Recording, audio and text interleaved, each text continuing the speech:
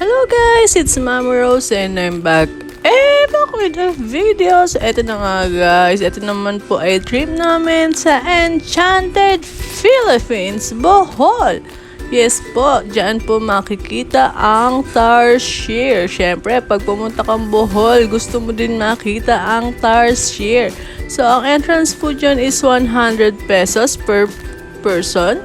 Libre po ang bata. Sa pagpasok mo dyan ay may mga tumutugtog na gusto mo nang sumayaw, ngunit nahihiya ka lang. Pero nakaka-indak po talaga ang kanilang tugtugin.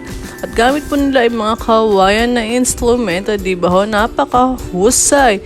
At ayan na nga po guys, pagpasok mo ay mayroong higanteng tarsier na bubungad sa iyo.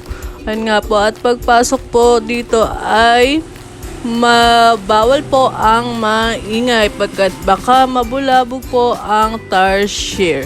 So meron din po silang butterfly and malaking ahas. May entrance din po doon na 120. At pagkatapos ay meron din silang horseback riding dyan for only 100 pesos yata. So yun na nga po, di na namin in-avail yun dahil meron naman po noon sa Luzon. Ang target po talaga namin is ang tarsier. So yan nga guys, kagulat-gulat. Paano ang gulat? Ay, charot. Ayun nga guys, ang akala ko po ang tarsier ay medyo malaki, mga sukat ng rabbit. Pero kasing laki lang ho siya ng daga. Napakaliit po pala niyaan. Ang malaki lang sa kanya ay ang kanyang mata. Pero ang katawan po niya ay napakaliit. Pero guys, tao na tayo, nakakita na tayo ng tarsier. Nangangagat daw po yan, pero di naman dangerous, sabi ni kuya na nagbabantay. At ayan nga, ang cute-cute niya.